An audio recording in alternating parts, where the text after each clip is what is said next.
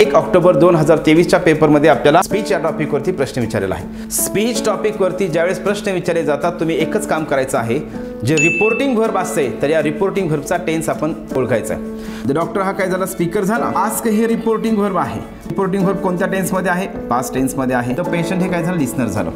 Reporting verb हे जर present tense मध्ये असेल तर आपण बेसिक मध्ये पाहिलेलं आहे, तर त्या वाक्याचं इनडायरेक्ट स्पीच करत असताना आपण टेन्स मध्ये बदल करत नाहीत। रिपोर्टिंग व्हर्ब जर पास्ट टेन्स मध्ये असेल तर रिपोर्टेड स्पीचच्या टेन्स मध्ये आपण बदल करतोय।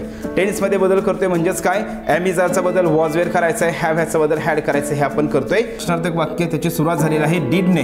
प्रश्नाची जर सुरुवात ही डीडने झाली असेल आणि त्या वाक्याचं जर आपल्याला इनडायरेक्ट स्पीच करायचं असेल तर आपण त्या वाक्याचं इनडायरेक्ट स्पीच करत असताना आपण काय वापरतोय, हॅड प्लस V3 वापरतो। मग आपल्याला जे 4 ऑप्शन दिलेले आहेत या 4 ऑप्शन पैकी हॅड प्लस V3 कुठे आहे तर ते आपण पाहणं गरजेचं आहे। तर बघा सगळ्याच वाक्यामध्ये इथं आस्क आस्क आस्क हे सगळं बरोबर आहे, म्हणजे इथपर्यंतचा पार्ट जो आहे तर हा बऱ्यापैकी सेमच आहे। ठीक आहे, या ठिकाणी लक्षात घ्या इथं आहे 8। पहिल्या वाक्यामध्ये काय आहे, हॅड प्लस V3 आहे का नाही, इथं काय V2 आहे, म्हणजे या ठिकाणी पहिलं ऑप्शन तर या ठिकाणी चुकलेलं आहे। दुसऱ्या वाक्यामध्ये बघा इथं हॅड प्लस V3 आहे का, येस आहे।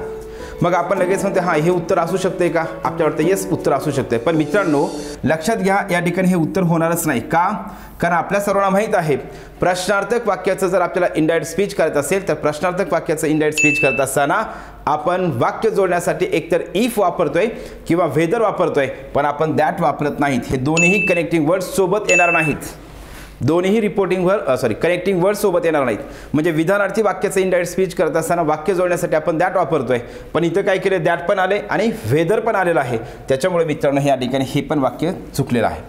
इथं काय केले बघा, हे वापरले बरोबर, हे वाक्य जोडण्यासाठी कनेक्टिंग वर्ड वेदर बरोबर आहे, परंतु इथं काय केलं, हॅड बीन इटन केलेलं आहे।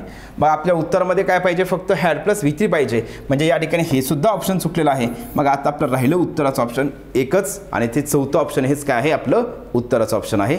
अशा पद्धतीने आपण कमी वेळेमध्ये आपण उत्तरापर्यंत पोहोचू शकतोय, पण हे कधी पोहोचू शकतोय, आपल्या जर संकल्पना एकदम व्यवस्थित क्लिअर असतील तर। ठीक आहे।